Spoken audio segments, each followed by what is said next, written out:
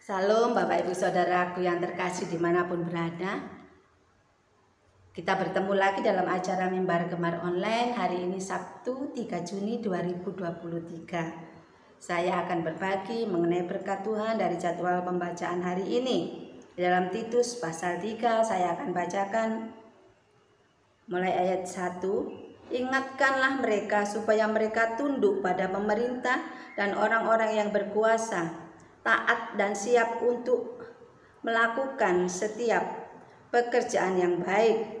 Janganlah mereka memfitnah, janganlah mereka bertengkar, hendaklah mereka selalu ramah dan bersikap lemah lembut terhadap semua orang.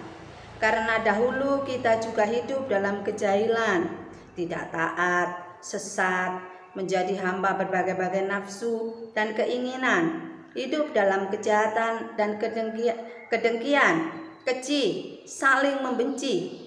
Tetapi ketika nyata kemurahan Allah Juru Selamat kita dan kasih-Nya kepada manusia, pada waktu itu Dia telah menyelamatkan kita. Bukan karena perbuatan baik yang telah kita lakukan, tetapi karena rahmat-Nya oleh pemandian kelahiran kembali dan oleh pembaruan yang dikerjakan oleh Roh Kudus yang sudah dilimpahkannya kepada kita oleh Yesus Kristus, Juru Selamat kita.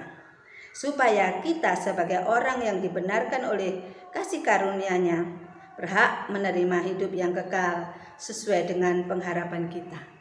Bapak Ibu Saudara, di dalam surat Titus ini, di situ dituliskan bahwa Paulus ingin supaya Titus mengajarkan kepada orang percaya untuk memelihara iman mereka. Mereka harus banyak melakukan perbuatan baik. Sebagai orang percaya, mereka harus selalu melakukan pekerjaan yang baik. Tetapi bagaimana dengan yang ada di ayat 5? Di situ dikatakan pada waktu itu Dia telah menyelamatkan kita bukan karena perbuatan baik yang telah kita lakukan. Pada ayat 5a dikatakan bahwa kita diselamatkan bukan karena perbuatan baik kita.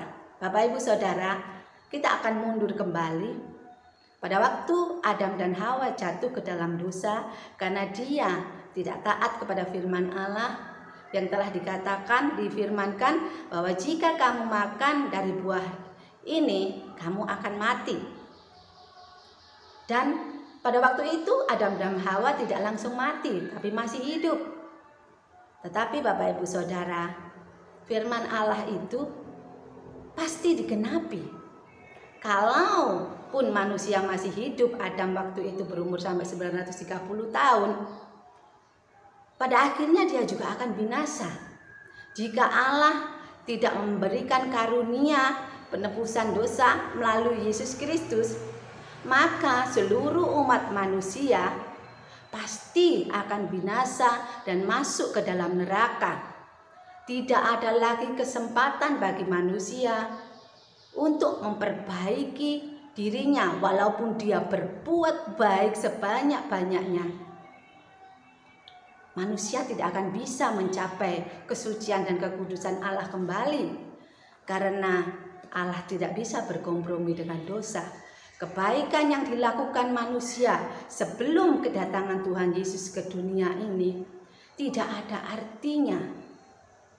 Tidak ada artinya sama sekali.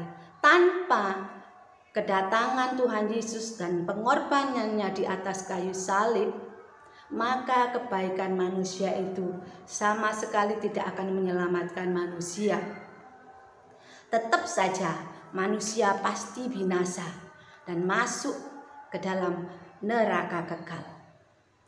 Tetapi karena kasih karunia Allah, karena kemurahan Allah yang dinyatakan melalui pengorbanan Putra Tunggal Allah Bapa, pengorbanan Yesus Kristus, maka pintu kesempatan bagi manusia terbuka kembali. Dan bagi setiap orang yang percaya kepada Yesus Kristus, yaitu mereka yang menerima anugerah keselamatan di dalam Tuhan Yesus, harus mati dan hidup baru. Tetapi karena rahmat-Nya oleh permandian kelahiran kembali dan oleh pembaharuan yang dikerjakan oleh Roh Kudus. Nah, Bapak Ibu Saudara, keselamatan di dalam Tuhan Yesus Kristus itu harus kita kenakan di dalam hidup kita. Kita harus mati bersama Kristus dalam permandian. Dan kita harus lahir kembali sebagai manusia baru. Artinya, kita tidak boleh, kalau kita mengaku percaya kepada Tuhan Yesus, kita harus sadar bahwa manusia lama kita dengan tabiat-tabiat dosanya harus kita tinggalkan. Dan kita menjadi manusia baru yang mengenakan tabiat Tuhan Yesus Kristus di dalam kehidupan kita. Dan itu tidak mudah, tidak bisa secara otomatis kita lakukan, tetapi kita harus terus-menerus belajar, berjuang, mematikan manusia lama kita. Nah, manusia lama kita itu seperti apa? Di dalam ayat 3, karena dahulu kita juga hidup dalam kejahilan, tidak taat, sesat, menjadi hamba berbagai-bagai nafsu dan keinginan, hidup dalam kejahatan dan kedengkian, keji, saling membenci. Itu adalah hidup manusia lama kita dulu. Dan setelah kita menerima permandian di dalam Yesus Kristus, kita seharusnya menjadi manusia baru yang setiap hari diperbaharui oleh Roh Kudus, mengenakan karakter tabiat Yesus Kristus yang selalu siap sedia melakukan perbuatan baik setiap waktu. Kalau kita mengaku percaya kepada Tuhan Yesus, tetapi kita tidak mau melakukan perbuatan baik, berarti kita sebenarnya itu belum percaya kepada Tuhan Yesus Kristus. Orang yang sudah benar-benar percaya kepada Tuhan Yesus pasti meninggalkan tabiat lamanya, yaitu yang dikatakan tadi, tidak taat, sesat, menjadi hamba berbagai-bagai nafsu dan keinginan, hidup di dalam kejahatan dan kedengkian, hidup dan saling membenci. Dan semua itu berarti masih dikerjakan oleh, itu adalah tabiat manusia lama maksud saya. Dan jika orang percaya, yang sudah percaya kepada Tuhan Yesus, masih melakukan hal-hal seperti ini, itu menjadi tanda tanya. Orang yang mengaku percaya kepada Tuhan Yesus, dirinya itu harusnya dimiliki oleh Tuhan Yesus, tidak dimiliki oleh dirinya sendiri. Jadi keakuan kedagingan kita itu harusnya sudah mati kalau kita mengaku Yesus adalah Tuhan kita. Jadi perbuatan baik harus dilakukan oleh orang-orang yang percaya kepada Tuhan Yesus, karena itu adalah bukti bahwa manusia lama kita telah mati dan kita hidup sebagai manusia baru yang setiap saat melakukan hal-hal yang baik, tidak suka memfitnah, tidak suka bertengkar, hendaklah selalu ramah dan bersikap lemah lembut terhadap semua orang. Perbuatan-perbuatan yang baik adalah buah dari kepercayaan kita kepada Tuhan. Karena kalau kita mengaku percaya kepada Tuhan Yesus Kristus, maka kita harus melakukan kehendak-Nya. Tuhan Yesus berkata, kalau kamu mengikut aku, kamu harus menyangkal dirimu. Jangan lagi ikuti kehendak dirimu sendiri, maksudnya. Kalau kamu ingin marah, jangan marah. Tuhan Yesus tidak mau. Kamu belum menjadi pengikutku. Kamu harus kehilangan nyawa, kamu harus kehilangan keinginanmu sendiri. Maksudnya bukan berarti kita tidak boleh ada keinginan, tapi sebagai orang percaya, keinginan kita harus di bawah keinginan Bapa. Kita harus melakukan kehendak Bapa seluruhnya. Apa yang baik, yang berkenan, dan yang sempurna. Kalau di sini dikatakan kita harus melakukan apa yang baik, itu adalah standar yang paling rendah sebenarnya. Kebaikan itu bisa dilakukan oleh semua orang. Yang belum percaya kepada Tuhan Yesus, banyak orang yang bisa melakukan kebaikan lebih dari orang-orang yang percaya kepada Tuhan Yesus. Nah, kalau orang yang belum percaya kepada Tuhan Yesus saja bisa melakukan kebaikan-kebaikan yang luar biasa, wow. Bagaimana kita dengan orang yang sudah ditebus oleh Tuhan Yesus Kristus? Bukankah perbuatan baik itu harus kita kerjakan? Di dalam ayat 8 dikatakan, perkataan ini benar dan aku mau supaya engkau dengan yakin menguatkannya, agar mereka yang sudah percaya kepada Allah sungguh-sungguh berusaha melakukan pekerjaan yang baik. Itulah yang baik dan berguna bagi manusia. Ditekankan oleh Rasul Paulus bahwa perkataan ini benar, supaya mereka yang sudah percaya kepada Allah sungguh-sungguh berusaha. Perbuatan baik itu tidak bisa otomatis muncul dengan sendirinya, tetapi kita harus mengusahakannya. Kalau kita disakiti oleh seseorang,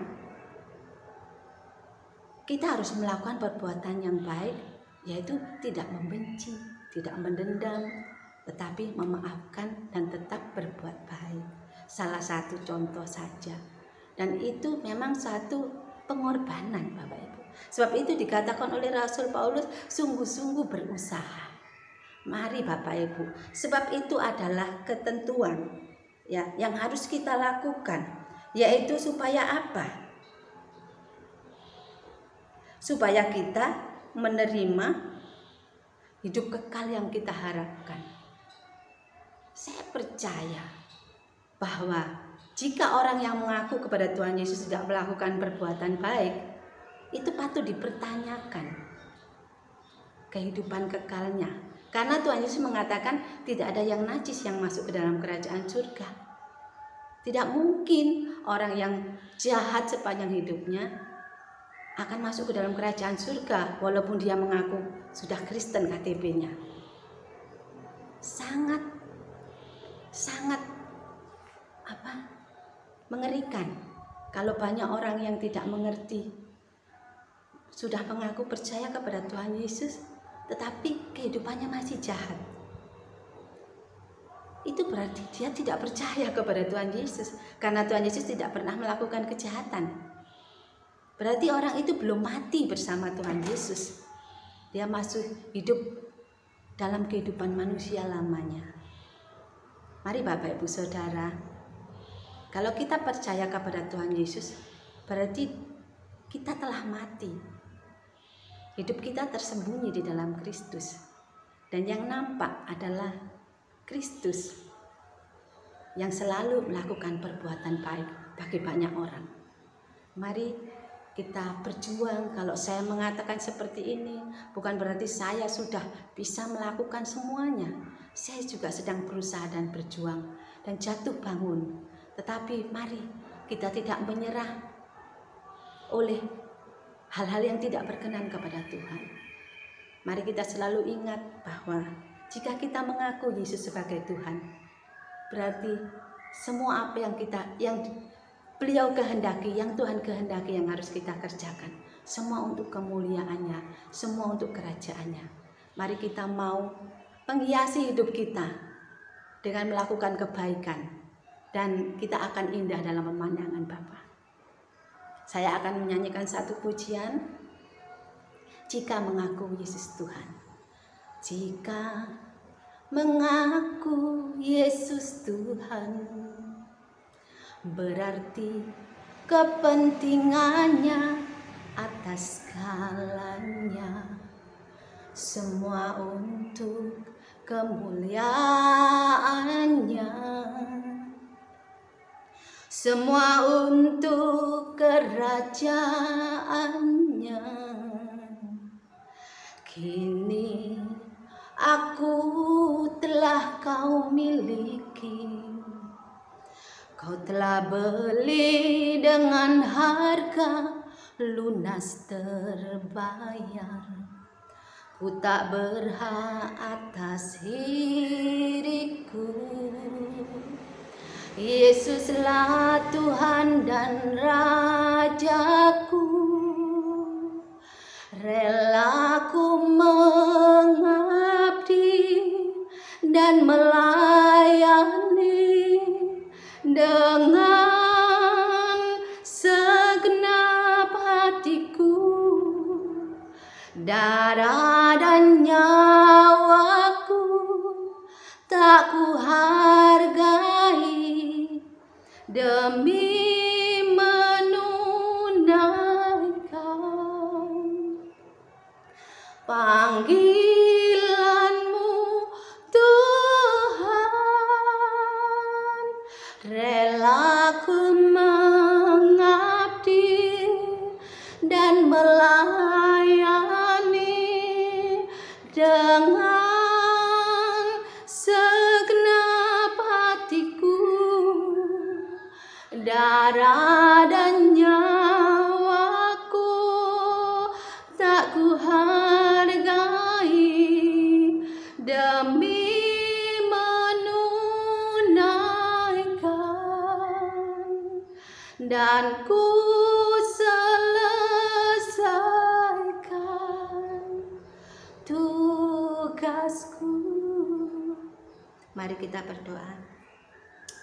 Bapa, terima kasih untuk nasihat-Mu pada pagi hari ini, bahwa sebagai orang yang mengaku percaya kepada Putra Tunggal-Mu, orang yang menerima anugerah-Mu, keselamatan di dalam Tuhan Yesus Kristus, memiliki tugas untuk setiap saat melakukan perbuatan dan baik. Dan perbuatan baik itu adalah hiasan di dalam kehidupan kami yang menyenangkan hati-Mu, Bapa. Kami tidak mau lagi hidup dalam kehidupan lama kami yang penuh tabiat-tabiat yang jahat, yang mendukakan hati-Mu.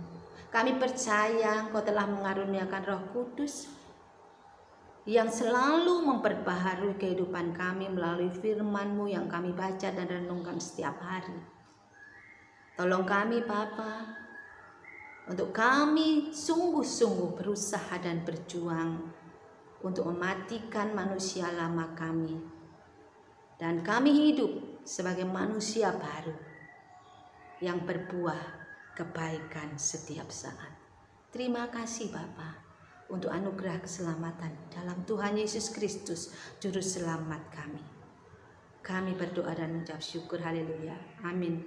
Selamat beraktivitas dan selamat berjuang dengan sungguh-sungguh untuk berbuat baik setiap saat. Tuhan Yesus menyertai kita semua.